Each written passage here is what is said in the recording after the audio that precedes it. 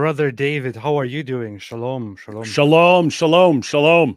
Oy vey, what a trip. What did you take away from the trip that we had? One of the things that stands out is how little they want to offend Islam or risk offending Islam. And that's kind of in multiple ways. I mean, like the Jewish population, even when we were talking to people whose families are still being held hostage, they're just like that. They'll talk about wanting to get their family members back and stuff. And then they'll say, but we understand this has nothing to do with Islam and that Islam doesn't advocate killing Jews or taking captives. And you and me are sitting there like, you don't want to interrupt someone who's talking, about trying to get their sister back or something like that. But I mean, it's like, you're still defending this. You guys are defending this stuff. So one, there's not a lot of hostility towards Islam. They will direct it at Hamas, but not a lot towards Islam. And then even some of you may remember you had a guy, he goes by the Muslim Cowboy, and I posted, I didn't say a word of insult, AP. I just posted a picture of us outside the Western Wall. And I said, who knows? Right. I said, who knows where we are? And the Muslim Cowboy replied, under my foot. And very bad idea. So what did I do? I instantly took a Quran and put it under my foot and posted a picture of that on Twitter. So you get contacted by someone from the Israeli government who said, hey, you shared a thing, and just so you know, if you guys took that picture in Israel and then posted it, that's illegal here in Israel. They didn't say anything about us making fun of Muhammad. They did say something about me putting my foot on the Quran. So I'm wondering what the law actually is. But it was funny. So they say, hey, you should tell your friend to take that down because you get arrested for that sort of thing. No, you can't post these things in Israel. We don't allow these things. It is against the law. And disrespecting somebody's holy book, some people's holy book, this is not something that we that is accepted in Israel. Like, hold on, this book that calls Jews the worst of creatures. Yeah. Don't want to disrespect that book, eh? That is the law in Israel. That is the law. Isn't that so interesting? Like, people say all kinds of terrible things about Israel. Like, these Islamists come here like, Israel is against Muslims and against Islam and against Arabs. And they're like about to lock us up over offending the Quran. And then we arrived in Israel. And here's the thing I noticed. Like, we're walking there and I see, wait a minute. What is this here? Passport control, Hebrew, English, Arabic. What? And then what? And then I noticed that this is very common in Israel, and for some reason I never even thought about this until I went there. Until we landed there, I never even thought about it. But I go to Israel. We land in Tel Aviv. There is always Hebrew, English, Arabic, or Hebrew, Arabic, English. Then we go to Jerusalem, Hebrew, Arabic, English. We go to any other place, Hebrew, Arabic, English. We go into the tram, announcements, first Hebrew, then Arabic, then English. We go into the train, Hebrew, Arabic, English. We go somewhere else, Hebrew, Arabic, English. We go to Jerusalem, and we hear the loud call to prayer of Islam, and everybody else has to listen to it. I go to Tel Aviv, and we hear again the call to prayer, and I'm thinking to myself, hold on. So we are told all the time that Israel is this racist apartheid state that is like so anti-Arab and so anti-Muslim that they're basically hunting Arabs down, as Daniel Kikichi makes it look like. And yet these guys have Arabic left and right and everywhere, and they don't even have to do this, but they're just doing it. And I go around and I'm confused, and I ask regular Israelis, I say, so I see that Arabic is everywhere around you. What do you guys think of this? And they're like, oh, we don't have a problem with that. Nobody even thinks about it. Nobody bothers. It's fine. This is part of our life, and we actually appreciate it. But and then I go on Twitter, and people are telling me that Israel is this apartheid state that is racist, where you can't be an Arab and can't be a Muslim. And then I go again to the Israeli person who stands next to me and say, "So you guys don't have a problem with all of this?" And they're like, "No, of course not. We like it. We like having Arabic in our culture. We use it all the time. We engage with it. It's okay. This is good." And then I go back on Twitter and they're saying they're killing Arabs in Israel. This is just one of those instances where you can see how people talk all kinds of crap about Israel. And it's just when you go there, it is nothing like that at all. Nothing like that at all. And this is only the beginning. As we go around and we speak to more Israelis, lots of Israelis are very much like Europeans in the way that they are extremely charitable toward the other side and have a lot of self-criticism and think, oh, it's probably not about Islam. It's probably not, the Islam issue. It's probably not, as simple as it seems. We should correct ourselves and this and that. Meanwhile, the world is blasting them. Meanwhile, the terrorists on the other side dream of exterminating them. And these guys in Israel have this view, think like Germans, for example.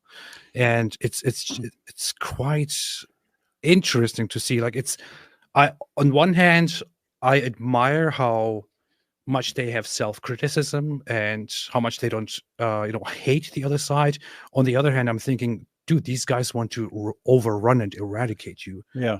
And you are acting like this. Yeah, it's like the entire country is saying that we want to explain this is not a religious conflict. This is not about religion. It's like, oh, it's about religion, whether you admit it or not, or realize it or not. It's about religion. The others, the people who are against you, it's their religion. So you are under attack from this religion. After I posted that video of myself at the Dome of the Rock saying, hey, you guys started this, so now I'm going to talk trash about your prophet. 3.2 million views, by the way. Yeah. An Israeli Jew posted a comment. I had to think about it, but he said, I wish we Jews we're as confident in our own righteousness as this Christian is.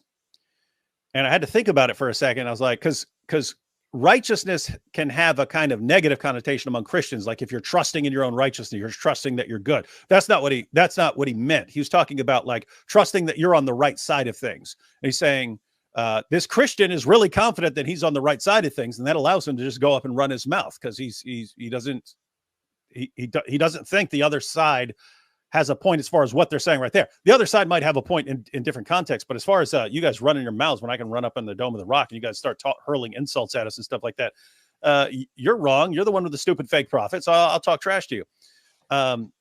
But I think that, the point the guy was making was there are tons of Jews in Israel who, even if they believe in the right to defend themselves and so on, they still feel really guilty about how certain people were treated over in the past decades, and they don't want to talk trash. They don't want to run their mouths. Yeah. That's how it is. That's the issue. That's how bad it is.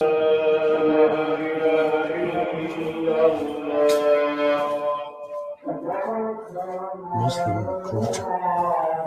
Where we are.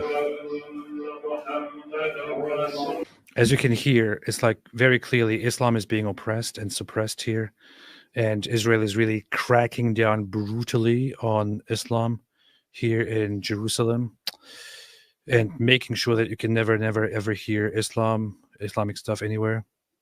This is clear sign of apartheid and oppression and Islamophobia. Anyway, so this is you have witnessed it right here. Israel is clearly an apartheid state where Islam is totally not allowed and tolerated, and Arabic is totally suppressed, which is why you can hear the loud azan blasting through the old city of Jerusalem. And you can even hear it in Tel Aviv, which is very funny, which is a Jewish city built by Jews. It was never an Arab place, but yes, you can still hear it over there as well. When we went to Israel, even with my whole pro-Israel stance, I was really surprised by a lot of things. First off, the whole issue with Arabic and Islam being totally tolerated, with Israelis being thinking that Islam is not the problem. I tweeted about this, with them thinking that that they can just live peacefully together, with all of them still having hope. I asked many people what they would think about a future where Palestinians would disavow all kinds of violence and genuinely became completely peaceful and thought like them. Would you be okay with them establishing their own state and living alongside you? And the vast majority that I asked said, of course, of course. All we want is peace. This is the general attitude. I must say, I like to believe that I'm usually unaffected by much of the propaganda that goes on against Israelis. But even in this state, I had a little bit of a preconceived notion that Israelis would be justly, angry, and that they would harbor more, I don't know, hate, and they would be more furious and all of that. I was genuinely, I'm serious, genuinely surprised with how how how peaceful and charitable Israelis are toward the other side. And there's something amazing about it. I don't know, because it's like on the other side you have the Muslim perspective that I grew up with, and the constant teachings of hate. No matter what the other side does, always hate, hate, hate, hate. We are supposed to hate them. They are, they are, Jews are evil. You can't trust Jews. We are supposed to eventually eradicate them and kill them, and so on. No matter what the Jewish side does, you just learn to hate them. And then I go and I walk among Israelis, and I see no bit of hate. And even those, and I'm not saying that they don't believe in winning this war and crushing the other side. No, they totally do. It is very popular right now. It's like the population of Israel is focused on going through with this and destroying Hamas, and teaching them a lesson and finishing them off and making sure that something like this never happens again, to completely overcome them at all costs. And they are also aware of one thing, which I think they should be more explicit about, which is that much of the world doesn't really care about our struggle that we are fighting right now. Which is why we are supposed to care about it, and we are supposed to finish the job no matter what people around the world say. I think, yes, that's a perfect perspective. Do it, finish it. Despite that, the people don't harbor hate toward the other side. They think it is unfortunate that this is happening, and it's unfortunate that there are civilians who are on the other side who are uninvolved, who are dying as a result of this, and they want it to be over. They want peace. Everyone talks about peace. Everyone says that the end goal, that the ideal future is one where these populations can live in peace together, where there is a peaceful future where people don't die and don't kill each other anymore. This is their perspective. And I was, to be honest, quite amazed seeing that when I went there, and very impressed. And I felt like, I don't know, it's, I don't know how to express it without being misunderstood, but I feel like these people were like the best people that I've encountered in my life, and I mean it when I say it, and I don't understand why. Yeah, lots of cool people there, and this is something that came out when I was in the discussion with Ron Cantor, who's the Messianic Jew that I had a little discussion with. But I was asking him about how he's treated as a Jewish believer in Jesus, and I was asking about persecution. I was pointing out, hey, there are these videos of Jews spitting on Christians as they go by. He said that is a particular hyper Orthodox sect that is like 1% of 1% of the people there. He says the vast majority of people. He says they're actually interested when I tell them I believe in Jesus. They're like, "Oh, you believe in Jesus? You're a Jew? Why is that?" And they ask him. They sit there and listen, and that kind of lines up. Even when I was talking to Rebecca, who's an atheist and a Jew. But she starts asking like, "Hey, so why do you celebrate Christmas? What's going on with that? And what's your next biggest holiday and stuff like?" So she's asking about what these various holidays are for in Christianity. But it's like, since they don't come from a Christian context, they're they're a bit inquisitive about Christianity, but I never encountered any hostility. I know there is some, but what happens? You get some like rabbi from this hyper Orthodox sect, and he spits on someone. What do? They say, you see, this is what Jews do. Even though we couldn't find anyone like that. We couldn't find anyone who was slightly mean to us at all while we were there. But something that stood out to me most during this trip was, you've seen the clips of like Muhammad Hijab, and he screws it up. But what he's trying to say when he screws it up is, when he says we Muslims love death, they love life. And they're pointing it out as like a weakness. Ha ha ha, these dummies, they like life and we like death. But you see, it's actually true, but it is not good for Islam in that sense. It's, you go around, even at the sites of the attacks, there were Jews gathered around singing songs. Yeah. Like at the Nova Music Festival, there's a group of Jews sitting around playing instruments and singing songs. And I think that's connected to, I mean, they got attacked too, right? So we pointed out, buildings were demolished and so on. They've already leveled them so that they can rebuild. There's this focus on, we're not going to be held back here forever. We're going to deal with it. We're going to crush Hamas. We're going to get whatever hostages are alive. We're going to get them back. We're going to rebuild and move forward. In Islam, it's just that obsession with death is, hey, let's just kill and kill and kill. And we hope we get killed. And we hope we get bombed down to nothing. And we want to leave it like that so everyone can see. Everyone can see, look, oh, we got bombed. Look at us. And we can run our mouths about it for the next, 5 decades and never rebuild and never improve.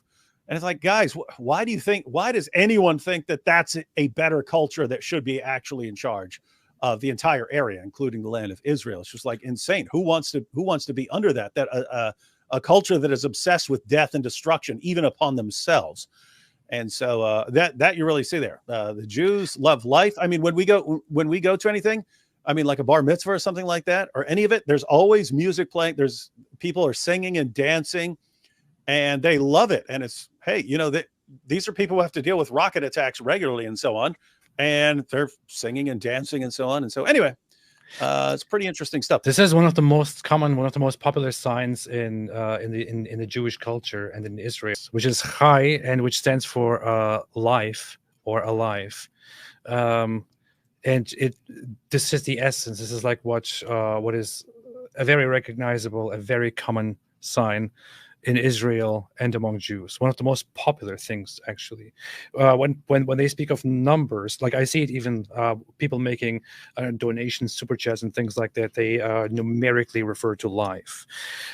When they drink, they say l'chaim. They say to life.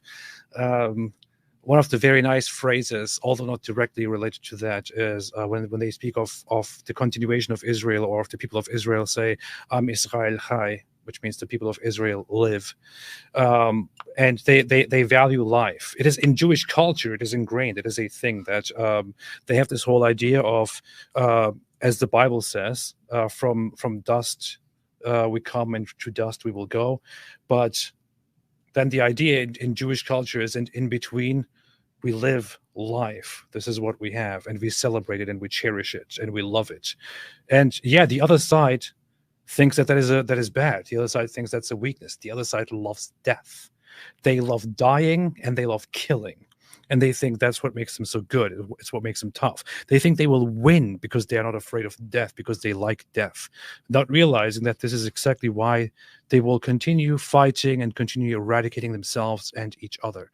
So this is one of the greatest takeaway that I have as well from Israel, is that Israelis and Jews love life, and that's great. Whereas the other side loves death. The death of Jews, the death of Israelis, and the death of themselves. They are proud to die. They are happy to die, and they are happy to kill. While the Israeli side is happy to save lives and to live.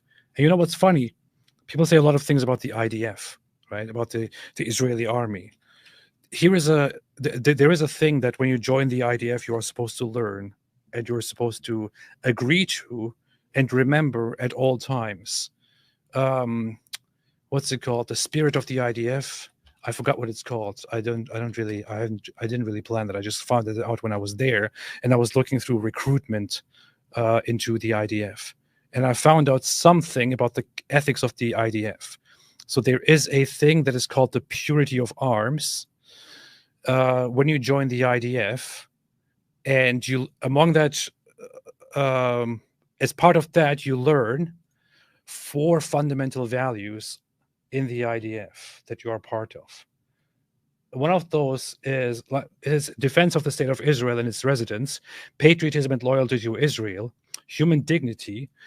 The IDF and our soldiers are obligated to protect human dignity. Every individual is of inherent value, regardless of their ethnicity, religion, nationality, gender, or status. This is something that, and the other is statehood. Human dignity. This is something that people who join the IDF learn, that they pronounce, they speak out, and they remember and are remembered of throughout their service. This is not something that is out there, that is published, for the United Nations, for human rights organizations, for this and that. It is something that they tell their own personnel, everyone who signs up to the IDF, everyone who becomes part of it. Everyone must remember it. This is the essence of the values that you are supposed to hold on to if you are part of this. This is not publicity. It is something that every single person joining has to learn and remember at all times. That even when they're in the battlefield and they're confronted with the other side, they're supposed to think, I must do whatever I can to spare and to save lives, and not to go after, I don't know, the other side just because of their ethnicity, their beliefs, and this and that. And these people are maligned by so many people around the world. If you listen to what the Dawa guys and the neo-Nazis say about Jews, and you actually go to Israel, they're the exact opposite of what these guys say. By the way, when I was pointing this out, guys, I've been rocking my cross for days now. No one spit on me and stuff. And you get all these claims from the Muslim. That's because you put it away, right? And you're not recording and you're hiding it and stuff like this. Or they say they're only not spitting on you because you're recording them. And it's like, guys, I'm not recording most of the time. No one has a problem with it. It's like once they get the idea in their mind and you tell them, guys, the idea is false. I was there for 9 days. I was there on a trip about the same amount of time, twice. No one so much as looked at me wrong or showed the slightest bit of displeasure with me having a cross. Again, we know there is a hyper orthodox sect that will spit on people and so on. But that's not people in general. They're not like that. And you're saying all people are like that. And I'm trying to figure this out because you are the exact same people. The people who say, look, a Jew, here's a video of a Jew doing this. So you see, the Jews, the same people who always tell us, hey, don't associate what this group of Muslims did with all other Muslims. You're the same people who say, if I see a Jew doing anything, and it's negative, I will apply that to all Jews. And it's just, and what the sad part is, you have people who've like never interacted with Jews, never been over there, and they believe that nonsense. They believe that nonsense because they see it over and over again on Twitter. And if you bring up something about Jews on Twitter and people keep posting all videos of people doing stuff, you go, oh, wow, these Jews are really messed up. They're doing all this stuff. Guess what? It's not like that, guys. The incredibly vast majority, not like that. Not like that at all. On the contrary, they're very friendly because I think these people are amazing. They have great morals, nothing like anything else that I've seen anywhere else in the world.